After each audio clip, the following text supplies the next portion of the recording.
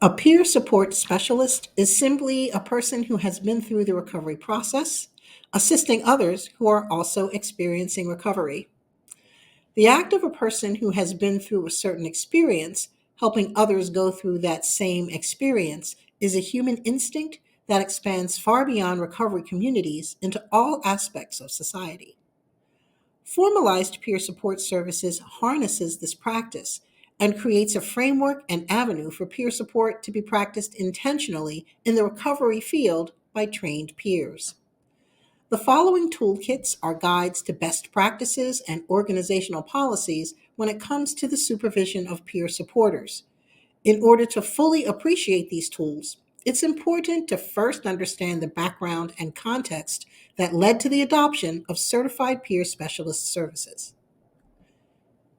Peer support has always been a means for people in recovery to receive support while being integrated into their communities. This is in direct contrast to traditional mental health care, which has resulted in segregation and marginalization. This care has traditionally operated under what's known as the medical model. The medical model refers to a way of understanding and responding to mental health challenges that is based in the way medical organizations understand and define things. Essentially, what is not functioning in the body or brain the way it is expected to is considered pathological, either broken or diseased. The response then is to try to fix or cure in order to restore the person to normal. What that looks like is defined by experts in the field based on the current state of scientific research.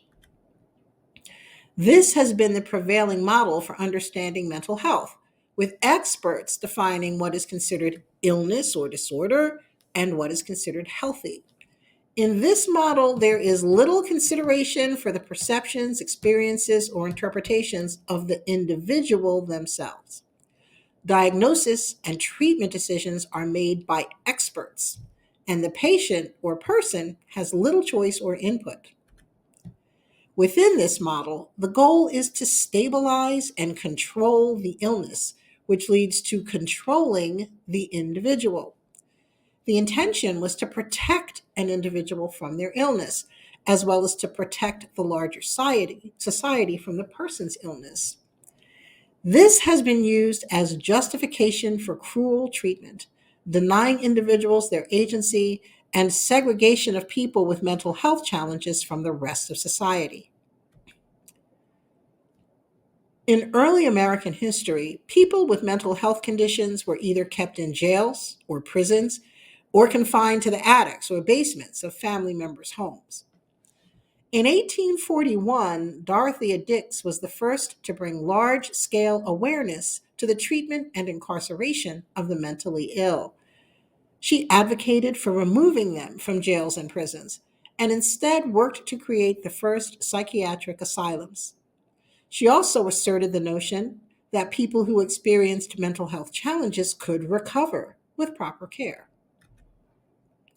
Unfortunately, the creation of these asylums did not result in meaningful improvements in how people with mental health challenges were treated. These asylums were characterized by physical restraints, isolation, abuse, restriction of freedoms, and failure to provide basic provisions and sanitary conditions. Over the following decades, the deinstitutionalization movement aimed to respond to these cruel conditions. Patient advocates pushed for better treatment and understanding of those with mental health conditions, increased access to community based services, and the closing of asylums. The ex patient movement reached its peak in the 1960s and 70s, organizing against the medical model, forced treatment, involuntary commitment, and mistreatment from the field of psychiatry.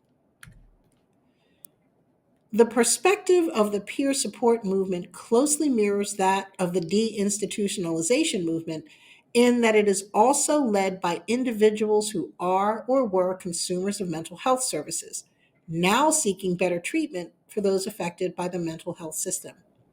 From this advocacy, alternatives to the medical model have emerged. Individual states in the US had varying degrees of success at deinstitutionalization, and people in recovery created progressive community based services for those with mental health challenges, including the creation of the Fountain House and its clubhouse model, still used widely today. At the federal level, laws and court cases began to set legal limits on institutionalization. Additionally, the invention of the first psychiatric medications in the 1950s bolstered government efforts to limit the need for and save money on housing individuals in institutions. The largest national push towards deinstitutionalization came with the Community Mental Health Act of 1963, which provided funding for the creation of community based services for people with mental health challenges. While this marked a successful push to close state run asylums, the intentions of a widespread availability of community based services largely went unrealized. The initial funding provided by the Act was inadequate, and additional funding stagnated over time. The push to close inhumane asylums, the creation of Medicaid changing the funding structure of state run facilities, and the lack of funding for community health centers all contributed to a mental health care crisis that persists to this day. A direct line can be drawn from this lack of mental health funding to today's high rates of incarcerating people with mental health challenges. In addition to jails and prisons, the lack of resources has also led to the placement of mental health patients in inappropriate settings, such as emergency rooms and nursing homes, if they receive care at all. It is in this context that formalized peer support has gained traction. And while inadequate to meet the growing need, community based services have emerged, and many mental health services are beginning to transition away from the medical model to the recovery model. Peer support has been one of these efforts to meet the need for recovery based, community integrated services. While formalized peer support has a long history and tradition, professionalized peer support is comparatively new for many mental health providers. Despite this, peer support is rapidly gaining acceptance as a best practice for improving participant outcomes, empowering peers, and changing the ways that providers think about supporting individuals in recovery. Peer support is founded on the recovery model. As an alternative to the medical model, the recovery model focuses on the individual. Decisions are guided by, and success is defined by, the life goals of the person. While these goals can include accessing treatment and symptom reduction, they generally are seen as a means to an end for greater life goals, not limiting an individual's potential as simply being a consumer of services. This model has a set of fundamental values.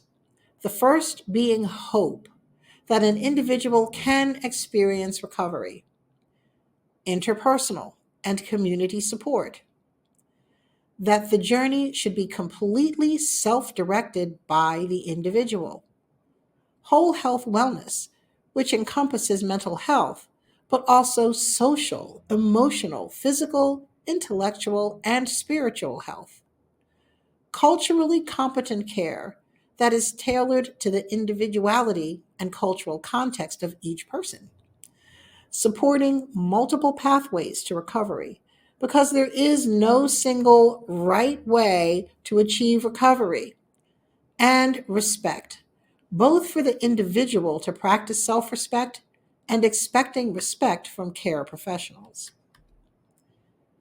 These values guide peer support work, and this recovery based approach has been proven to have great benefits for peers.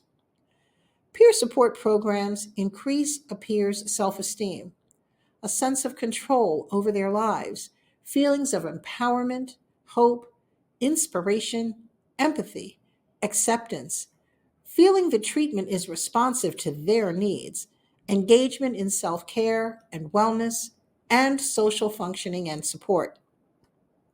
It also has the effect of decreasing symptoms, rates of substances use and depression, and hospital admission rates. For organizations, peer support services can be standalone or be integrated into other systems of care, working alongside doctors, therapists, case managers, or other members of a treatment team. Peer support programs can help organizations save on costly intervention efforts, as well as help an organization become more recovery oriented overall. While the increase in peer support services is encouraging, the integration of peer support programs into organizations has not always been seamless. Many peer support programs face challenges when their recovery based programs are adopted into agencies that still largely operate from and expect medical model approaches to care. Supervisors that want to see their peer support programs succeed need to do the internal work to transform the organization into a workplace that is truly supportive of peer programs. Honest self assessment and transformation of institutional practices and policies is instrumental to this success. The implementation of peer programs, recovery, and trauma informed practices will also have the result of improving the wellness and workplace culture for all employees. Otherwise, certified peer specialists may be plugged into an environment where their employer's expectations contradict peer supporters' training and ethos, worsening outcomes for peer workers and the participants they serve.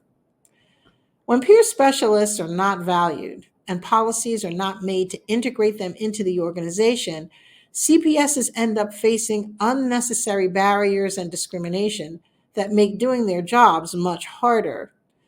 In these cases, peer supporters will find themselves in situations where they are set up to fail.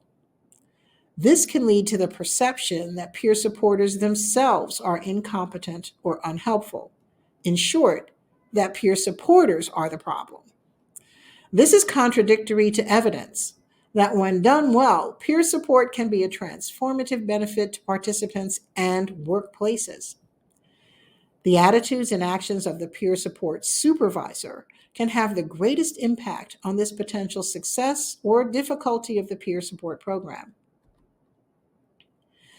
Many practices that have been pioneered by the peer support movement, such as being trauma informed, community integrated, and employing supportive supervision, are rapidly being embraced as best practices in other disciplines in order to improve interactions with participants or maintain wellness, minimize burnout in staff, and promote advancement for traditionally marginalized groups.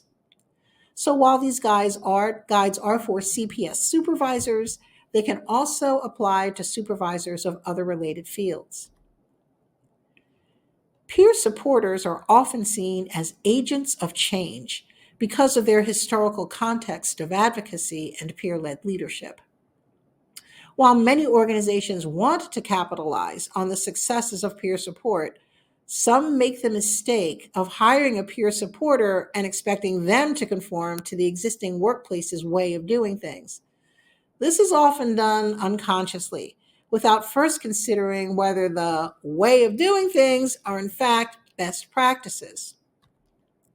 In order to actually reap the benefits of having a peer support program, supervisors must examine their supervision protocols and change agency policies that have caused harm. These policies are often perpetuated for no other reason than simply this is how things have always been done.